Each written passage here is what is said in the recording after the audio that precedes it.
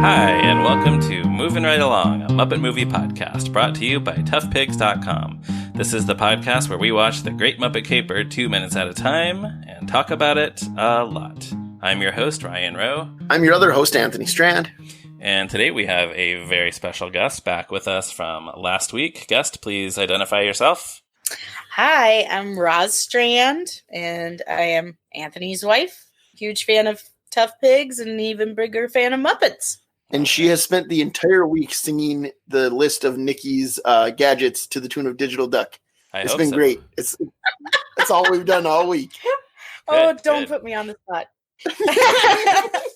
Glass cutter, nylon rope, computer to programmer. Okay, I gotta stop. It just gets weird. Not going to do that. Well, we're very happy to have you back. And today we are talking... glad to be back. Yeah, we get to talk more about this awesome list of items. Yes, which happens in minutes 79 and 80 of The Great Muppet Caper, in which the Muppets go over their checklist.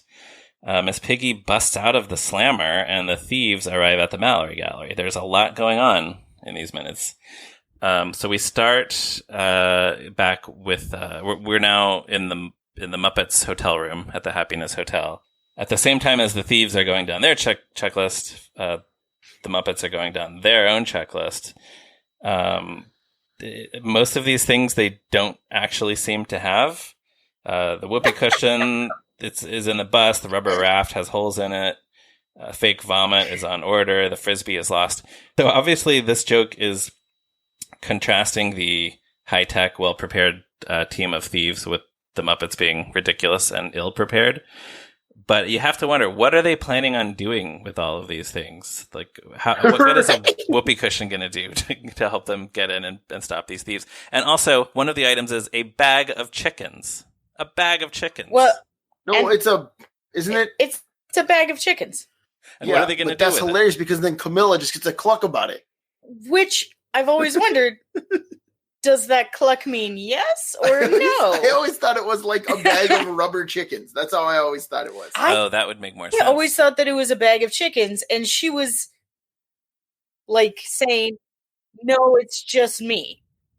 Okay. Or, yes, I have all of my friends in a bag. Right. It had not occurred to me that might actually be a yes. That's what I'm saying. Yeah, that's awesome. Yeah, it could be a yes. Yeah. She could be saying yes, absolutely. I got all my brethren together and I put them in a bag and I put it in the bus. Yeah. Yes, that's the one thing that we have is a bag of chickens. Yeah. By the way, this is her first appearance in the movie, isn't it? Well, we saw some chickens during the Happiness Hotel musical number. We didn't really know. Yeah, we didn't know if any of them were actually Camilla. I think it's just straight. I guess we don't know if this one's Camilla either. But she is identified in the script as Camilla. It's Jerry Nelson for sure. Yeah. Right, yeah. And she's identified as Camilla in the screenplay. Yeah, maybe she was saying, no, they wouldn't get in the bag. I have chickens, but they won't get in the bag. Yeah, which would fit with the theme where everything else is broken or lost. Yeah. I do like to imagine what a lot of these items are for. Tell me. Like with the whoopee cushion, I imagine that they were going to try to place it under Nikki Holiday's shoe. Fart shoes. Oh, no. No. You said it. You said shoes. I'm mad at you that you made me say that. How about be mad at Jason Segel and Nick Stoller? Anyways, go on. The rubber raft, I assumed that they were going to throw from the top in order to have a soft place to land. Okay, I like that. Yeah, the bag of chickens, I assume, would really disrupt and confuse all of the thieves because just suddenly there's a bunch of chickens. Fake vomit, if I was thinking that maybe if they put it directly on the diamond, that maybe the models wouldn't want to touch it, or Nikki Holiday would be averse to that, and he's like, maybe I don't want this diamond, it's got vomit on it. Yeah, they would just go, ew, someone threw up on this diamond, let's get out of here. Frisbee, I can only assume that they were going to use it as a weapon. And let's face it, Scooter is the one who lost that. He lost the Frisbee. Yeah. Oh, yeah. He definitely did. That's why he says it. He says it kind of sheepishly. He's like, lost. Yeah. Yeah. Yeah, he was just playing Frisbee by himself. He was practicing his ultimate moves. You lost that Scooter. Yeah. I mean, maybe it's on the roof. They should check. And then it goes back, right? I don't know at which point it goes back. but it goes back to Nikki Holiday and his other wonderful list of toys, which you can have as many ideas about what those things are and what they're for. Yeah, like the computer printout. Right, so they have a pneumatic drill and then a computer printout. Yeah, which the computer printout is maybe like the plans of the gallery or something, you know, like they... But why would they bring that? And it's like a sheaf of papers. It's not going to be easy to, like, rifle. You know, like, you're standing there at the Mallory Gallery, you're trying to be quiet, and then you're trying to flip through all of these papers. Maybe they just want to get some reading done. Yeah, possibly. I do like to think about when this movie was made. Yes, yeah. The computer printout, they couldn't just print that out in their basement like other people can now. They had to go to a place that could print out from a computer. Yeah, most likely. That was so much less common to have a printer just readily available. Yeah, I mean, I don't know. Like, this is like Apple IIe time, right? 1981. Yeah, Lady Holiday might be. So you could have like a dot matrix printer hooked up to that, like with the whole. Yeah, yeah. Nikki's rich. Okay, you know. Okay, so you could have. They have a radar gun. Yeah, to track how fast cops are going. I guess so. Like, why do you need that? Yeah, I don't know. What's up with that one, Nikki? Yeah, walkie-talkies. Walkie-talkies, which is that makes a lot of sense. I also wanted to say I like how the music changes from kind of whimsical when we're in the hotel room with the Muppets, and then when it cuts to Nikki and the models, it immediately becomes sinister. Yeah, for sure. In case you didn't know that these were the bad guys, the music will tell you. Yeah, it's like this. So it's very sort of ominous sounding. That was lovely. Thank you. And then my favorite thing on Nikki Holiday's list, and the only thing that he is responsible for, is a harpoon gun. Yeah, so that he can scale the walls like a dang batarang. That has to be it, right? I don't think they're actually like trying to shoot whales or anything with this harpoon gun. They're using like a grappling hook. I think so, yeah. Yeah, but they didn't get a grappling hook, guys. Right. They went out and got a harpoon gun. A harpoon gun. It was like, oh man, I really need to get over this wall. What could I use? Oh shoot, they're out of grappling hooks. I guess I need a harpoon gun. Yeah. Harpoon guns don't work like that. That's true. I never thought about it. They're very sharp on the end. They're used to kill whales. They're devastating. And you're going to use that to scale something because you don't have a grappling hook. It's amazing that and can't you just see Nikki being like, no, I get the harpoon gun, guys. Yeah, that one's responsibility. Yeah. Or maybe they thought they might be doing some whale hunting on the way back. Yeah, they do it afterwards. I kind of also wonder if the harpoon gun was the first thing that he bought. He was just so excited to get a harpoon gun. Yeah. That was the start of their list, and then that's the only thing that he's going to carry. Yeah. He's so lazy. It's his favorite. And meanwhile, while this is happening, Piggy is still in her prison cell. She's starting to get impatient. She's pacing around.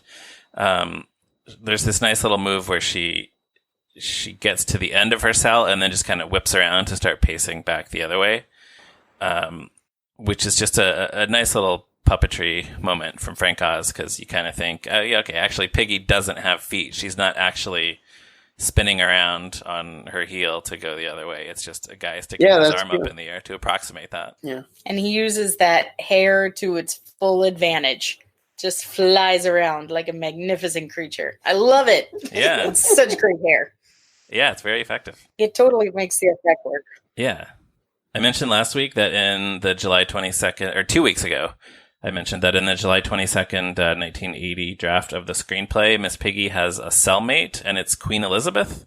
So in the draft, the Queen is also in this scene. She's just kind of like, she just keeps talking. She's complaining about how bad prison is, and Piggy just kind of gets fed up, and that's part of why Piggy is so eager to leave the cell. So another nice little moment for Queen Elizabeth in the script, which they must have obviously known was never going to make it to the screen. What a strange idea.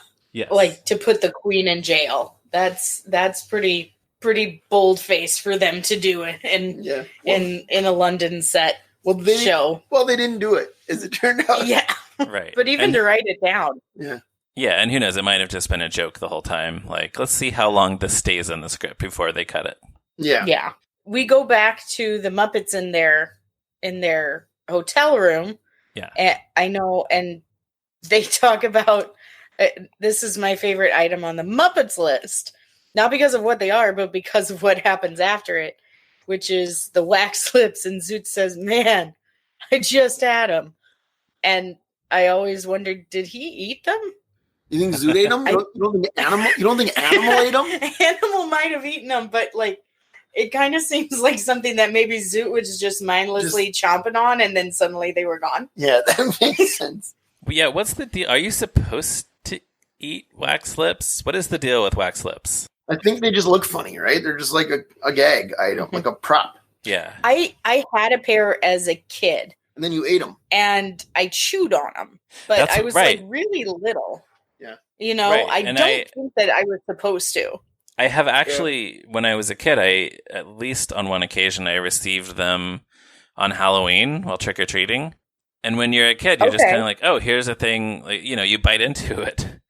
So it's supposed to be candy. That's what you give out on Halloween. Yeah, but it's made of wax, so you probably should not eat wax. Yeah, I don't remember eating it. I remember definitely like the terrible flavor of them. Yeah. Sure.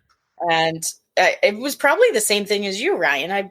I would not be surprised if I had gotten them for Halloween and thought that they were, you know, candy lips, but they were wax lips. Yeah, what a weird invention. But yeah, Zoot just had them. Dr. Teeth asks if he left them in his other pants, to which Zoot replies, "I don't have no other pants." and just to everybody out there in podcasting land, this is Anthony. No. This is 100% Anthony, and I need to do a PSA. It's not. Please, just drop him a note. He only owns 3 pairs of pants, and he won't buy more. I've offered him plenty of chances to get more pants. So he don't have no other pants. It's weird. Ridiculous. So if you support this podcast, please tell him, buy more pants. Don't be Zoot. That's weird because it sounds like I have 2 other pairs of pants. You do have more pants than Zoot does. 3 times as many as him. Yeah, but living to the level that Zoot is living is not my goal for our particular life.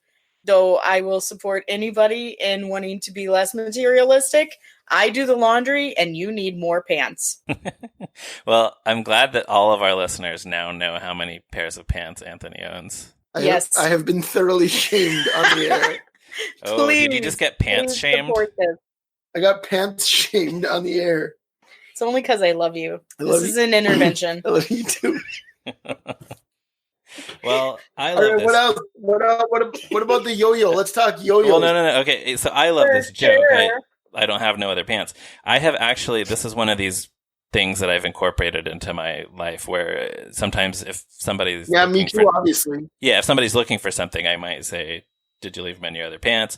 Or I guess this has only happened with fellow Muppet fans. If somebody says that to me, then I would, of course, reply, "I don't have no other pants." Right. Or actually, that maybe like if I'm looking for my keys, in that case, that might be relevant, where my wife might say, "Did you leave them in your pants pocket?" And I would say, "I don't got no other pants." So, then the next item on Fozzie's list is yo-yo, to which Janice replies, "For sure." So Janice has the yo-yo, right? Like, she says for sure. She doesn't say no. I think that is aimed in Zoot's direction, isn't it? Isn't Janice calling Zoot a yo-yo for losing the wax lips and not having any other pants? Oh, yeah, I guess so. I never thought about that. It's 2 meanings. Well, you're talking about the TV show Dinosaurs, the episode where Jason Alexander plays Sexual Harris, a man who only speaks in innuendos. Yeah. I love tracking old jokes back to old Muppet stuff. They totally pulled it off. Zoot is a yo-yo, and Janice has a yo-yo. It's both. Right. It's absolutely both. Yeah. I just put that together. Right. So when you said it's 2 meanings, that's the line from Dinosaurs? Yes. Yes. There's an episode of Dinosaurs where Jason Alexander plays a guy who makes sexual innuendos and then says two meanings. Well, and he's the dinosaur who invented innuendo. Yeah, right. He invented innuendo. Right. He's the one who created this idea of being able to say something that has two meanings. But Janice did it first. So Janice invented it. Janice invented it. Sounds like. And if I remember correctly, that episode, so his character's name is Sexual Harris, and they're trying to parse what he means when he speaks, and the episode is called What Sexual Harris Meant. Yes. Unfortunately, yes. No, it's clever. To my light, yes. Let me know when you guys want to do a dinosaurs podcast. I will be I wonder if there is one. You should host a dinosaurs podcast. What would be the title of the dinosaurs podcast? Coming in by paint, a dinosaurs podcast. Not the podcast. Not the podcast. There it is. Yeah. That's it. Yeah. Not the podcast. Right there. Yeah. It was there all along. Meanwhile, I'll see. Meanwhile, back in the Great Muppet Caper, the thieves, the thieves check their harpoon gun, we mentioned. And then they do this thing where they all put their hands in and they're on their way. The Muppets do not put their hands in because that would be more difficult for a bunch of Muppets to all stick their hands in the center. So they don't do that. It'd be kind of a nightmare. Yeah. How many hours of work would it take to get that many Muppets' hands all in the middle to go back down, back up, and then run away? Yeah. Right. And some of them are live hands and some of them are rod hands and some of them are two puppeteers. So yeah, it would not be worth it. But they do make a better exit because they just the room is just trashed when they leave. Yes. Which happens after the last item on the list, which is peanut butter. They don't have that either because Animal ate it. Mm-hmm. And then Animal says his all-time greatest delivery of the word sorry. Yeah, there have been other times where he has said that, right? I think so, but this is. I expect them all to sound exactly like this one. Yeah. You know, like this is the definitive. I would agree with that. Actually, yeah, there's a version of the Jim Henson Pictures logo with Kermit behind the camera where the camera rig sort of just like breaks. Yeah, like it falls a little bit and Kermit looks behind him and you hear Animal say sorry. Yeah, right. That's the other thing I was thinking of. Yeah, then all the Muppets run out of the room, leaving it. Well, I think we should note that Kermit says, "Let's go for it." Yes, that is a good thing to point out. Kermit says, "Let's go for it." They all run out, and then up again in a second. Yeah, and then the light bulb falls out of the light fixture again, which I had forgotten that was going to happen. So it was I laughed out loud because that's the third time. It's the third time, yeah. It's a great running gag. So let's talk before we move on from here, though. Let's talk about after they all run out. We see what's on the table pretty clearly. So let's talk about what's on the table that the Muppets were planning their big caper at. And here's what was on that table: a chessboard and a few chess pieces, but not anywhere near a whole set. A few scattered playing cards, but seemingly not a whole deck. A couple sections of newspaper, a coffee mug, and absolutely nothing to do with planning a caper. Like, it's just like, and nothing on their list. Yeah, they had a coffee mug. We knew that nothing. They could have done so many things with a coffee mug. Yeah, that's true. You're saying they should have just grabbed like the chess piece and the playing cards? Yeah, chess piece, playing cards, newspaper, coffee mug. Loaded those playing cards with kinetic energy like Gambit from the X-Men.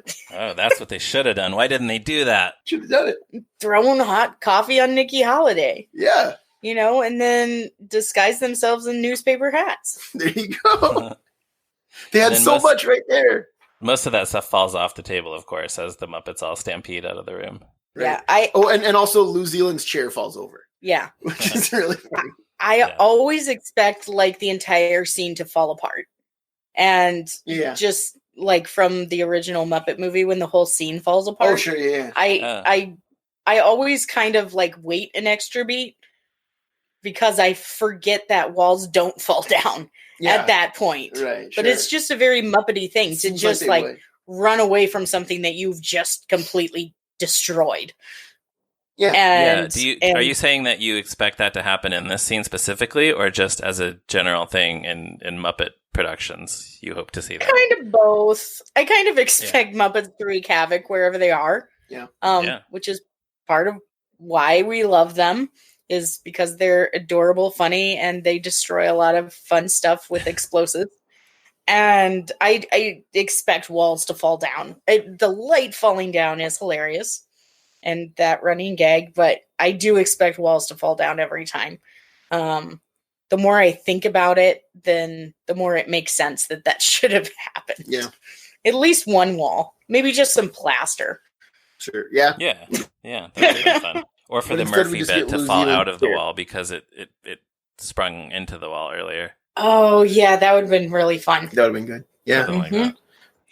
Anything else before we go back to Piggy and her cell? Oh, please, let's go to Piggy. Okay. I'm really excited. Piggy's still just waiting impatiently in her cell, and she can't stand it anymore. The two prisoners in the next cell shout, "Go for it!" which is the second time we've heard the phrase "go for it" in the last few seconds. Right. Kermit says, "Let's go for it." And by the way, I do appreciate that those are the same two prisoners that we also saw earlier. Like, I don't know if they shot this stuff on the same day or just got them back or whatever, but yeah, I'm sure this was the they kind of didn't need to be, and I like that they are. So. Yeah, we like those prisoners. They're really in support of Piggy, though. There's some like faith in her. Yeah. They taught her all the words for prison, and she taught them how beast she is. Piggy is absolute hoss in this scene, and it's awesome. Mm-hmm. She gives like every child, and especially every child who identifies as a girl, so much faith in themselves. It's just like, look at Piggy, look at what she does next. Yeah, because what she does next is to bend the bars. Like, she physically bends the bars of her prison cell enough that she can get out of it. So presumably, Miss Piggy, presumably the other prisoners know that they are not as strong as she is, so they can't do this, or you would think that they would have tried to escape by doing the same thing. Yeah. But, this is not easy. It's an impressive show of strength, for sure. Mm-hmm. I do love this, again, like looking across the generations of Muppet stuff. Piggy, often she'll be very strong and muscular whenever she's mad. And then she'll usually use her, her feminine wiles in order to get out of things. So she, in a different time, she might have like charmed the guard. Or, tricked them or tried to charm the guard while something incredibly insane happened behind him. And then that's how she actually got away. But here, like the pacing, she could be mad, or she could just be thinking, hey, I'm an incredibly strong, capable woman. I'm sure that I could rip these bars down. And then she just bends them enough that she can walk out. Yeah. So that's awesome that she uses her muscles to get out instead of like trying to talk somebody into it or anything like that. Yeah. Piggy's awesome. We should call her. And the whole thing is that she's not just gonna sit around waiting to be rescued by these other Muppets. She's right. taking Those clowns. You're right. She's literally taking matters into her own hands by physically destroying this jail cell to get out. She's an empowered modern pig. She is. She's a force of nature. Absolutely. And it's fabulous. And everybody should show this scene to their kids so that they know how to break out of prison. Yes. Yeah, it's very educational. Yep, it always works like this, I assume. Yeah, and the guards, like I think I alluded to this earlier, but we get no indication here or later that the guards try to stop her. Like, she just bends the bars and leaves, and that's how you escape from prison. Yeah. I've never been a prison guard, but if I would see a prisoner bend the bars and walk out, you'd let them go. I'm not entirely sure that I would stop them. Yeah. Yeah, you might just want to stand back. Not by myself. Yeah. Yeah. Yeah. So the thieves are on the road in their sleek, cool-looking car, and the Happiness Hotel bus is also on the road, but it's much more conspicuous. There's an instrumental reprise of Nightlife playing, and all the Muppets are just kind of yelling and cheering, and the bus is backfiring. Yeah, that's the best touch, I think. The fact that the bus backfires as it goes past. Yeah. And these driving shots of the Happiness Hotel bus are so much fun to watch multiple times. Like, to watch that bus go back and forth, it's like a Where's Waldo book, because every time you can notice like something slightly new and different that you didn't notice the first time. A couple of things that I noticed is that the drums are at the front of the band. Animals at the front of the band. Oh, he is? Yeah, that's just kind of weird. Like opposite. It's opposite of how bands play. Swedish Chef is riding next to Pops, and he's just happily bopping along to the song, completely offbeat. He's not at all with the beat. I have no clue what he's actually listening to. I would like to assume that he's singing to himself. He's singing his own theme song. Yeah. No, I hadn't noticed that. That's where Kermit and Piggy were riding in the previous scene. So now the chef is just hanging out in the passenger seat. Now it's Chef and Pops. We should watch it on mute and see if we can sing "Hey Vernda" and see if it lines up with how he's bopping. How he's bopping in that. What is it? 5 seconds. Yeah. Yeah. Sounds fun. And then as they start to like drift away, like the last thing that I can notice is that Janice just waves both hands in the air as they're driving away, which it took me a couple of times because I assumed that it was Animal. But then if you look, you can see the blonde hair. And so whatever just happened was really, really great. She just throws her hands in the air. It's like, yeah. It's awesome. Oh, yeah, it's I see that now. You know? Yeah. Now everybody's on their extra screens, making sure that I was saying the right things, I bet. I knew you were. I just wanted to see for myself because I didn't pay attention that closely. Yeah, but it's really fun to watch. Like, Rolf just smiles. I don't know. Go back and watch it for yourself. See what other stuff that you pick up. Because it's fun to see what all the characters are doing, but you got to do it fast. Yeah, it doesn't. It's like pre-Easter eggs. Yeah, this movie's full of details, man. It is. Yeah. It's beautiful. Well, the last thing we see in this clip is the thieves pulling up to the tradesman entrance of the Mallory Gallery, and that's where it ends. We don't know what's going to happen next. Are they going to successfully steal the diamond? Are the Muppets going to stop them? What's Miss Piggy going to do? We'll have to come back for the future minutes to find out. But for now... I love that it's called the tradesman's entrance, that's all. Yeah, that seems so old-timey. Old-fashioned, yeah. I don't know what you would call it now exactly. I guess just the loading entrance or service entrance, probably. Yeah. Service entrance. And prior to tradesman, it was servant's entrance, I'm sure. Yeah, right. Oh. Yeah. Yeah, could be. So any final thoughts on these minutes? Roz, I will start with you. Well, if you guys, I don't know if you have looked into it, but why is it called the Mallory Gallery? Any real historical connections in England to any of that? I just think it rhymes. Yeah. That's what but I was figured. But if you guys do any research, I'd love to hear that. We should, Future podcasts that I enjoy listening to, but not taking part of. Is there any kind of history behind the Mallory Gallery, or is it just for the rhyming? Yeah, we should look into it for sure. Yeah, or if anyone out there knows anything, please let us know.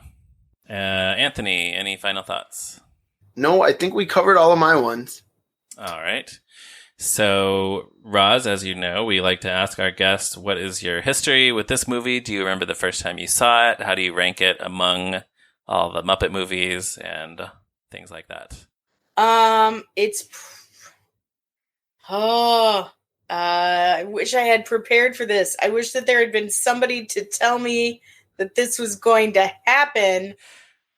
Anthony. Well, sorry, I forgot. We do this with every guest. Okay. I have no clue the first time. If it was like any of the other Muppet movies, it was probably somewhere around first or second grade when I was at home with my grandma on a sick day. Like, that's where I saw most of my Muppets, is on my grandma's couch, drinking 7-Up. And then where it ranks, it's probably third, but with all Muppet movies, like, it's kind of hard to, that third is a close third. I have a very soft spot in my heart for Muppet Babies, and whenever they appear in the classic 3 Muppet movies. So that it's probably number 3, Muppet movie, Muppets Take Manhattan, and then Great Muppet Keeper. You just mean of the original 3? Well, probably. Yeah, because your fave is it's number 4 overall. Yeah, because my favorite Muppet movie is Muppet Christmas Carol. Oh, there you go. Yeah, but yeah, but out of the original 3, it's third. But that means no disrespect to it. Nobody come after me for saying that. Because you know that we're both, it's our fave. No, I don't think so. You have to worry about anybody. I'm only talking to you two right now. I don't think that any of the listeners will attack me for saying that it's third. We would attack you? Not attack me. I mean, we had this conversation on our first date, and we're married. But disagree strongly is what I'm expecting to happen. As soon as this podcast concludes, I'm expecting some discussion as to why I should change my mind. No. We would have talked about that in 2009 if we were going to talk about it. But it is number 4, and my favorite is Muppet Christmas Carol, and I'm not apologizing for that at all. Nobody here. Nor should anyone ever have to apologize. Muppet Christmas Carol, yeah. Exactly. Let's see, where are we? Look at this. We got an original drawing of Brule from Fraggle Rock in Muppet Christmas Carol. Yeah, we've got a Kermit. From former and future guest Evan G. And if we ever do like a Muppet stuff in my house, then that would be fun to go through also. We do have a lot of stuff. Because it's a great place to podcast from, because I've got a giant Kermit Pez dispenser smiling at me as we make these closing remarks. And Muppet stamps and a Muppet puzzle. All good stuff. I only have a regular size Kermit Pez dispenser that I'm looking at right now. Well, we got a giant.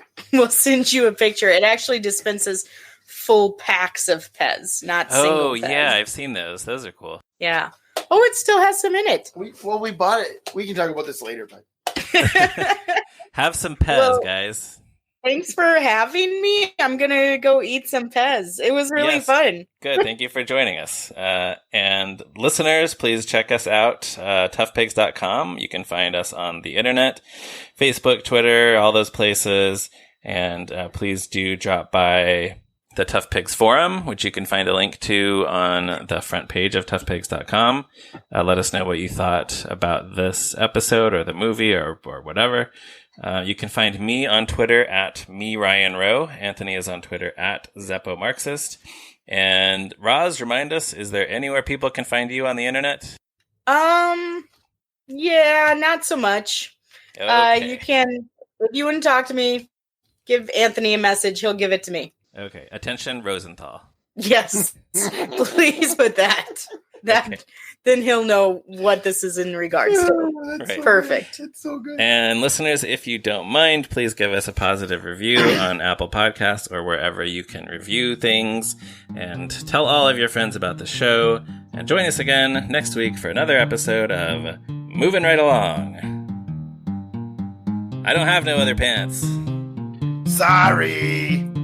For sure.